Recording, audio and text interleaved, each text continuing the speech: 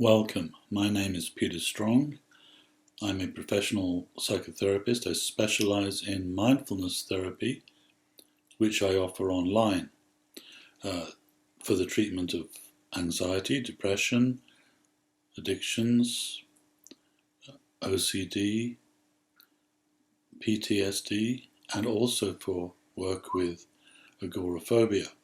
So if you're looking for online psychotherapy for agoraphobia and you would prefer not to take medications to treat your agoraphobia, then I invite you to go to my website, learn more about this online therapy service that I offer, and please feel free to contact me with any questions you may have. And if you would like to go ahead and schedule Skype therapy sessions with me, then simply go to the contact page and send me an email. Tell me more about yourself and what you've tried so far and any questions you may have, and we can then schedule a session at a time that works for you. I see people worldwide.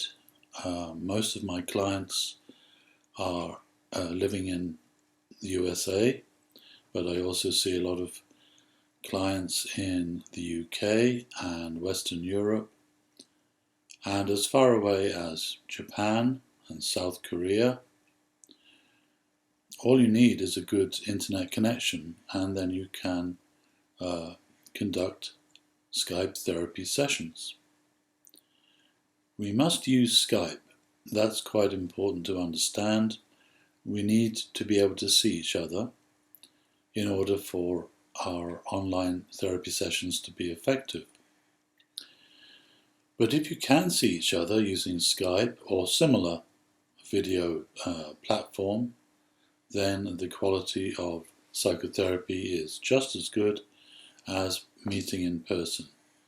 And for many people it's even better, because it's much more convenient and much more comfortable for you to have your sessions at home than in a therapist's office.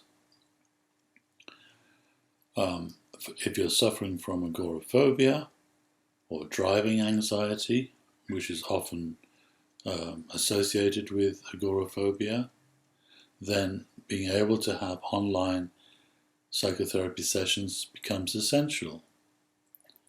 And that's one of the reasons why I developed this online therapy service, to help people who cannot leave home for one reason or another. Clearly, in the case of agoraphobia, it's very, very difficult to leave home.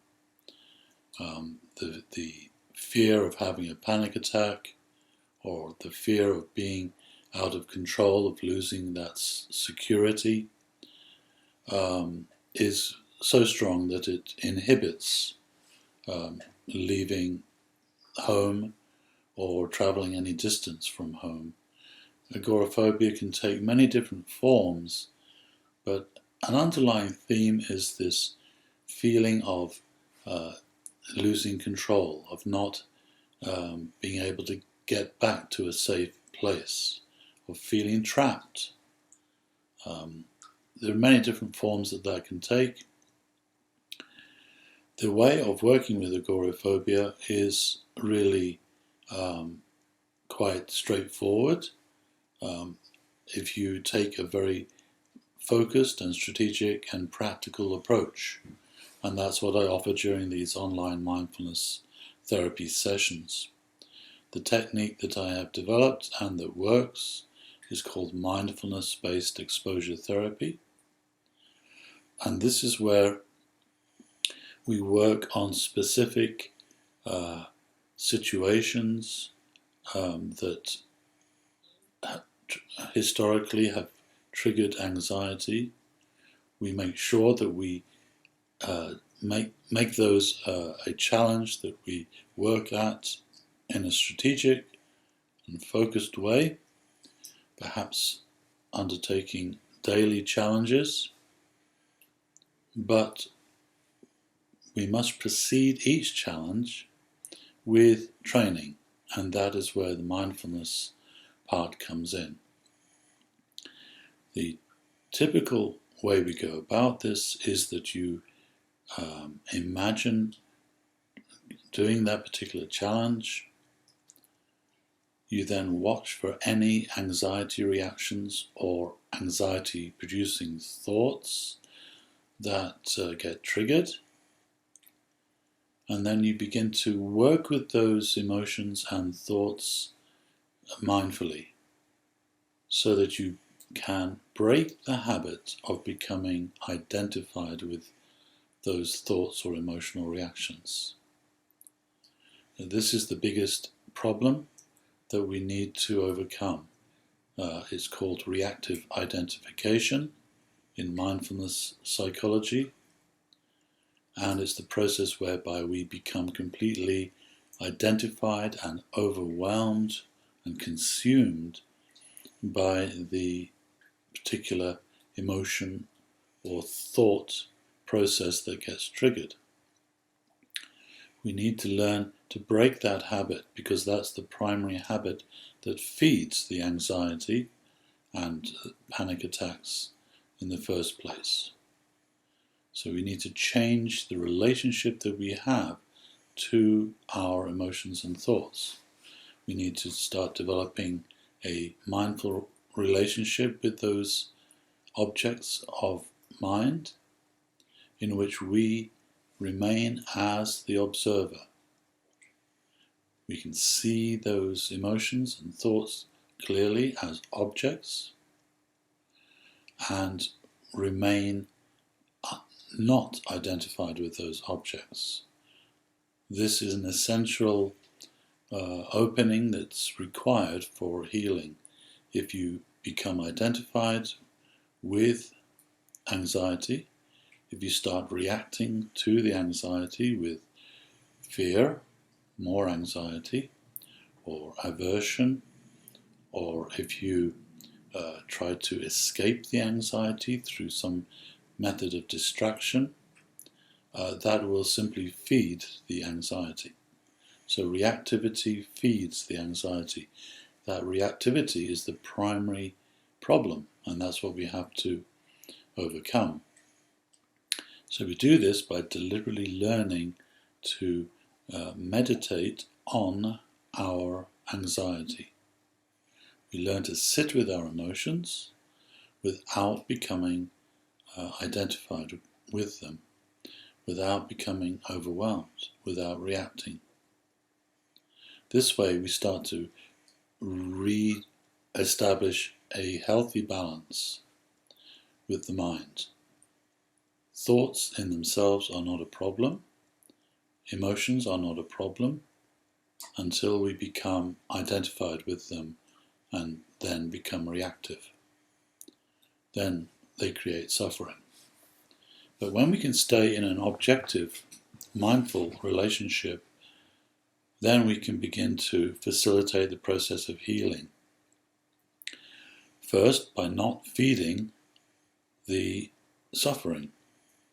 That in itself brings a tremendous relief. If we don't make it worse by blind reactive thinking and reactive emotions that just happen in a conditioned way out of habit, then if we stop doing that, we take away the fuel that feeds that underlying anxiety. So that's a very important part of mindfulness training, is learning how not to make it worse. And then the second part is how to actually make it heal. So mindfulness therapy is concerned with healing anxiety in this case. And there we need to be able to sit with it as a compassionate presence.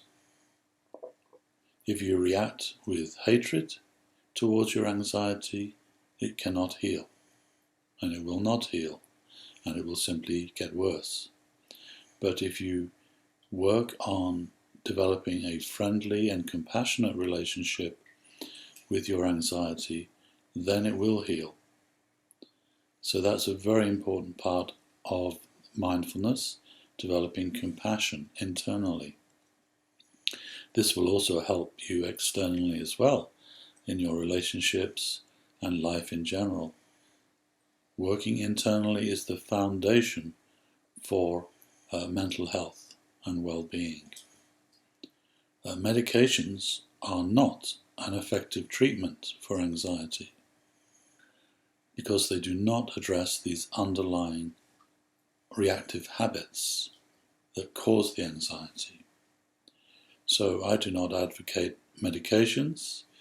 It's just another form of avoidance, in my opinion.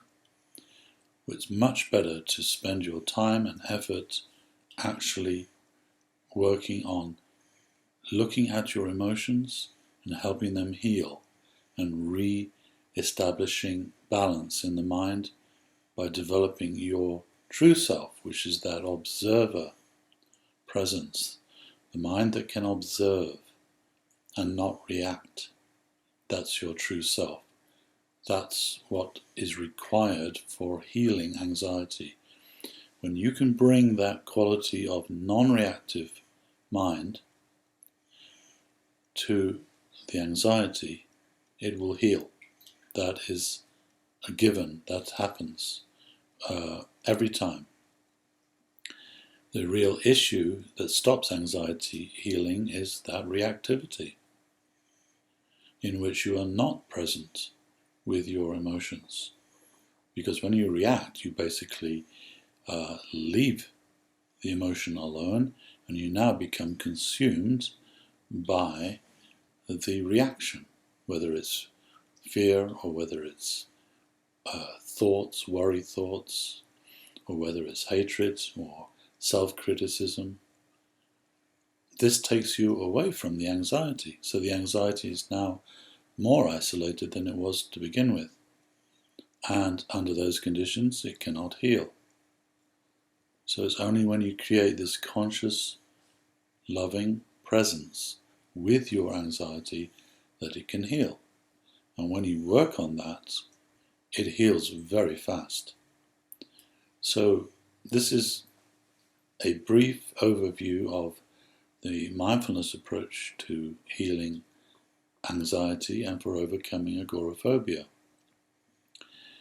You work with the specific anxiety that's triggered, and then you help it heal.